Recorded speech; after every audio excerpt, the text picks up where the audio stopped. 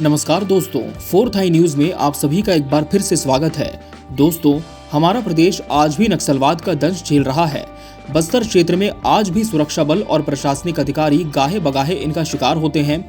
सरकारें बदली मगर नक्सलवाद ना बदला।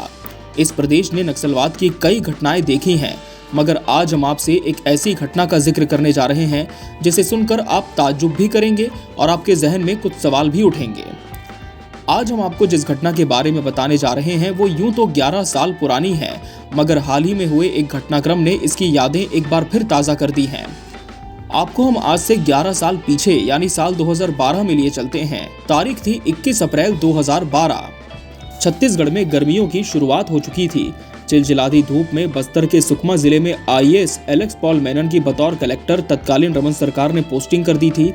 तत्कालीन सुकमा कलेक्टर मेनन सुकमा जिले के केरलापाल स्थित मांझी पारा में जल संरक्षण कार्यों के नक्शे का अवलोकन कर रहे थे।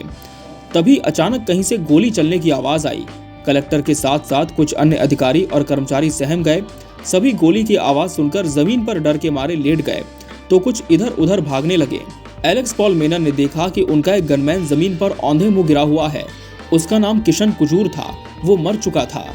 किशन के अलावा कलेक्टर के एक और गनमैन अमजद खान को भी नक्सलियों ने गोलियों से भून दिया। तभी एक कर्मचारी ने तत्कालीन सुकमा कलेक्टर को खतरा भांपते हुए कहा कि साहब, आप यहाँ से भाग जाएं। मेनन जैसे तैसे हिम्मत जुटाकर जमीन से उठे और अपनी गाड़ी की तरफ बेसुध होकर भागे जा रहे थे।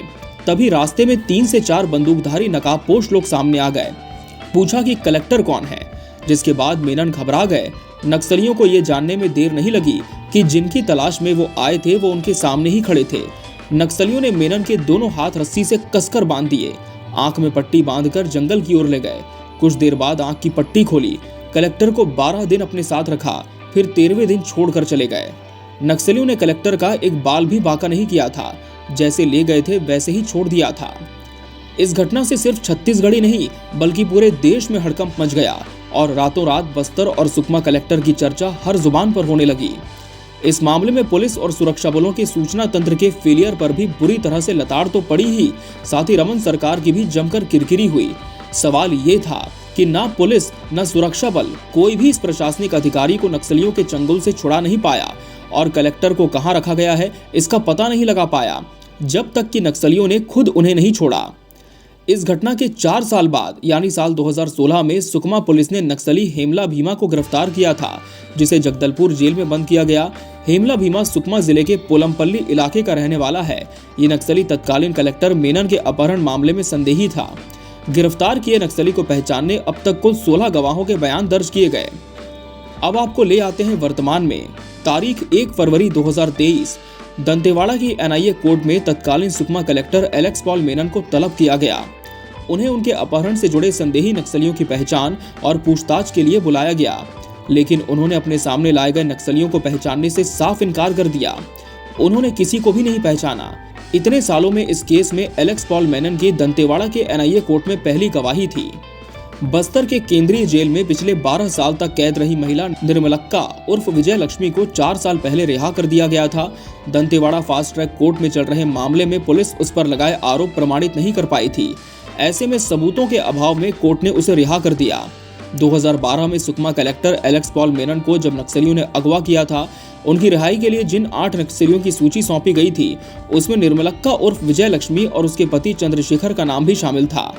निर्मलक्का उर्फ विजय लक्ष्मी 157 मामलों में से 156 में पहले ही रिहा हो चुकी थी। इनमें कई केस विध्वंसक हमलों में शामिल होने के आरोप पर आधारित थे। फिलहाल Alex Paul Menon Chennai SEZ में ज्वाइंट डेवलपमेंट कमिश्नर के रूप में तैनात हैं। नक्सलियों के चंगुल से छूटने के बाद से आईएएस एलेक्स पॉल मेनन प्रतिनियुक्ति मांग रहे थे, लेकिन उनका इंतजार भाजपा शासनकाल में खत्म नहीं हुआ।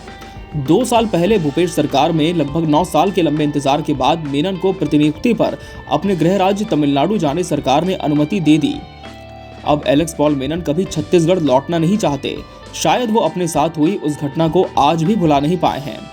मगर दोस्तों, आपको क्या लगता है, क्या एक प्रशासनिक अधिकारी का अपहरण करके उसे 12 दिनों तक नक्सलियों के चंगुल में रहना पड़ा और शासन प्रशासन कुछ नहीं कर पाया? ये अपने आप में एक बड़ा फेलियर नहीं है?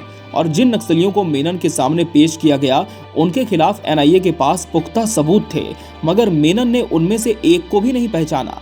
इसके पीछे आप क्या वजह मानते हैं? अपनी राय हमें कमेंट बॉक्स में जरूर बताएं। बने रहिए 4th Eye न्यूज़ के साथ। नमस्कार।